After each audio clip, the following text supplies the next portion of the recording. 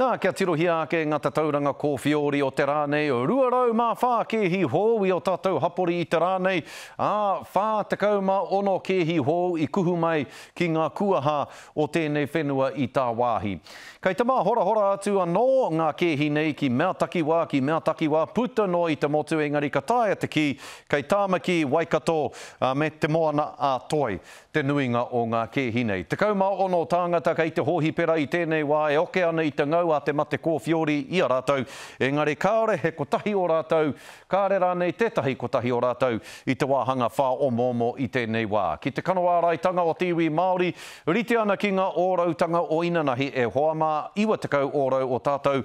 Pakeke ana i te tekau mā rua ngā tau kua whai i te pūerotanga tuatahi. Waru tekau mā ono ōrau o ngai tātou te Māori kua whai i ngā pūerotanga e rua. Rua tekau mā whā ōrau o a tātou tamariki Māori kei Wainganui i te rima me te tekau mātahi ngā tau kua whai i te pūerotanga tuatahi o te Kanoārai.